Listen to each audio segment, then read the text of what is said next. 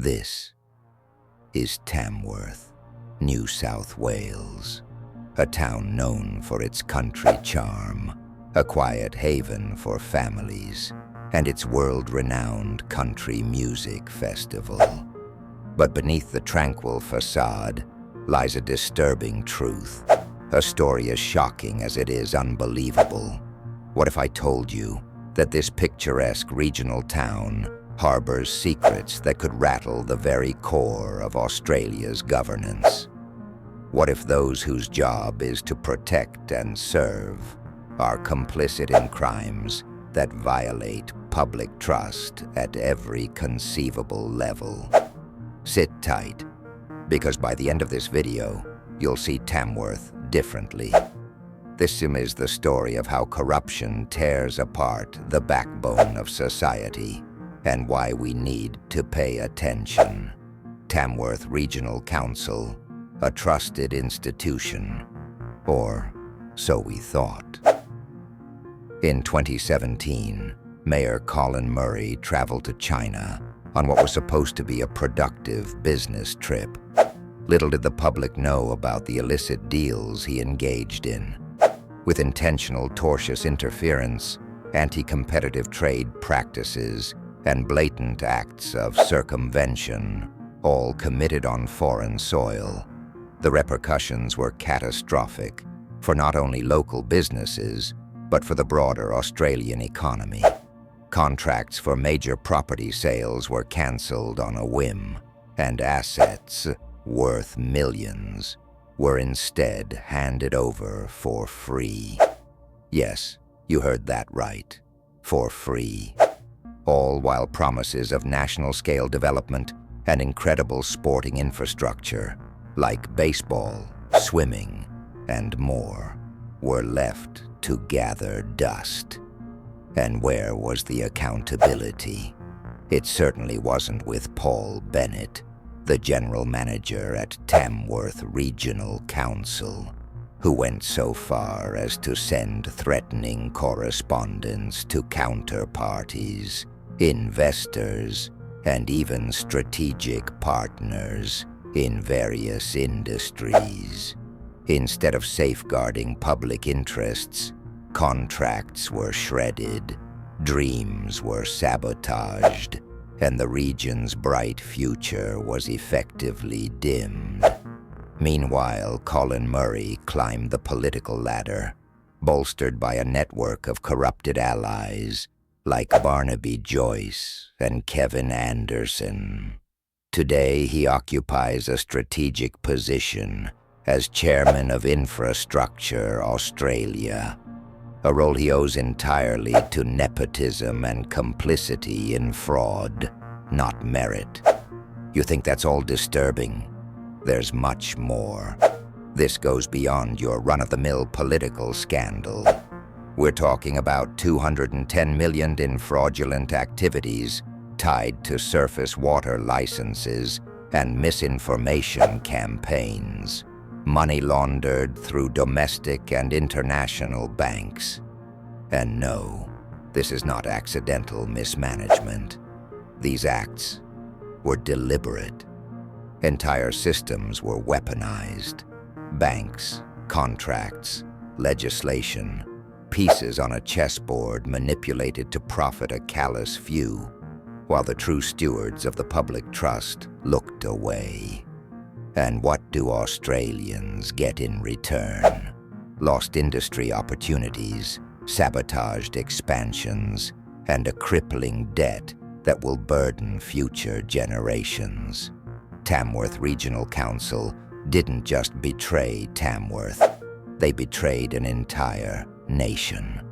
Let's take a closer look at Dungowan Dam, a project that could have produced 500 megawatts of renewable electricity and nationwide water storage capacity. A project with the potential to bring Australia both clean energy independence and environmental stability. Now, thanks to these cronies' corruption, that dam is not serving any of its touted purposes.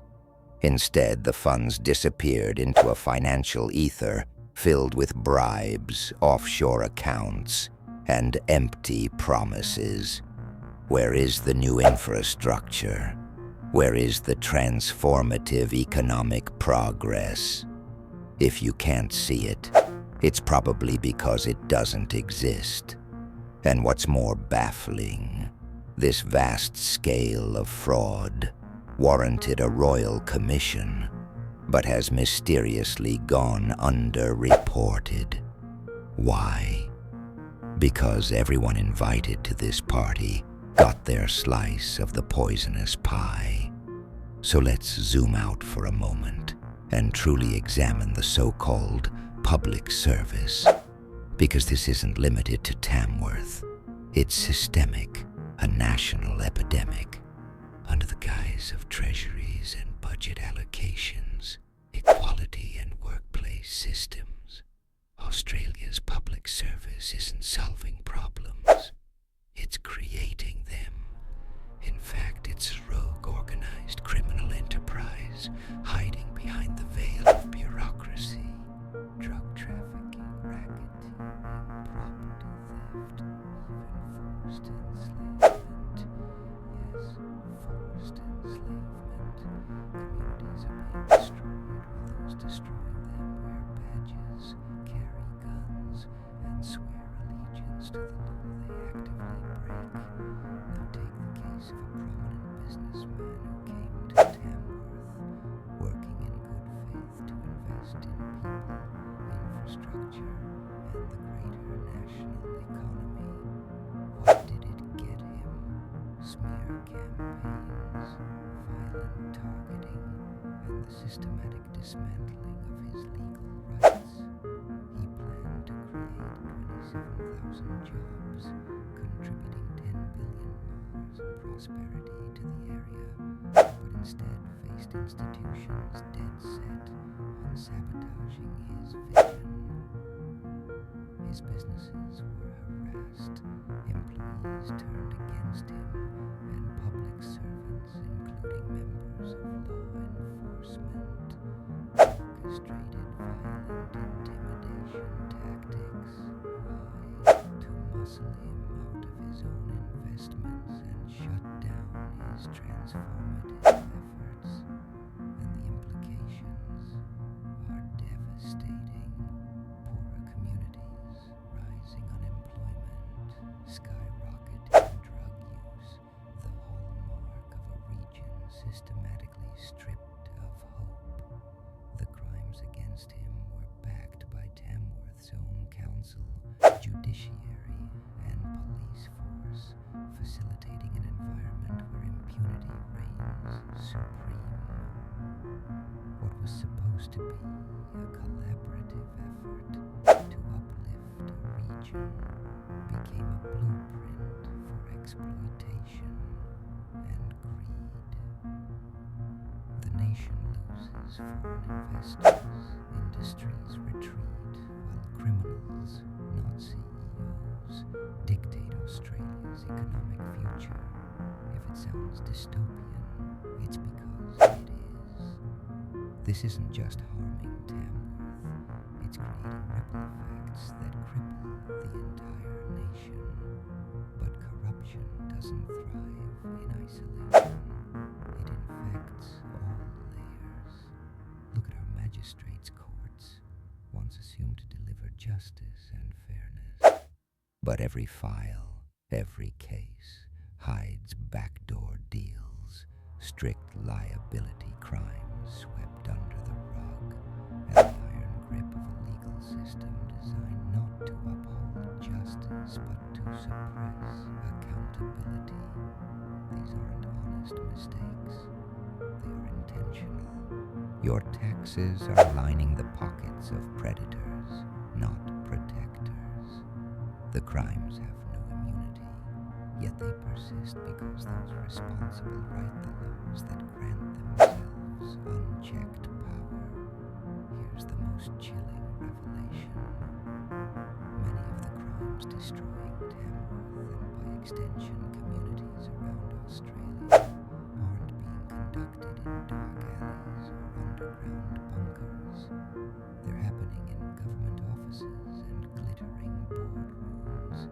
The ones wearing suits, not ski masks, are orchestrating kidnappings, selling property theft as policy, and laundering billions of dollars while the community grapples with disrepair.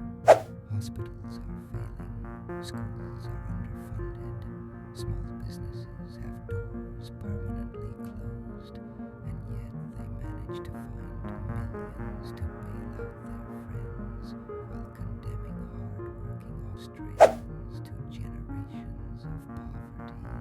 So where does that leave us? With a nation gutted by greed and a community struggling to fight an uphill battle. Powerless? No, not quite. Change begins with knowledge, and you now know the dark underbelly of Tamworth.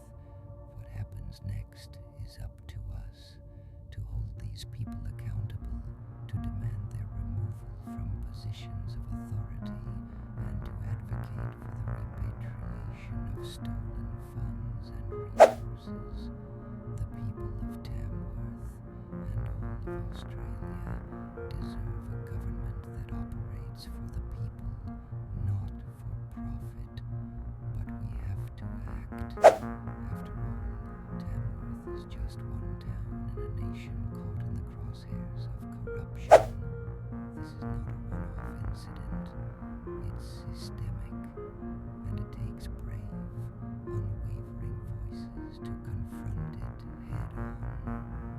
So I'll ask you again, what will you do about the Tamworth that hides in plain sight? Thank you for watching and being part of this hopeful revolution. Let's not be silent.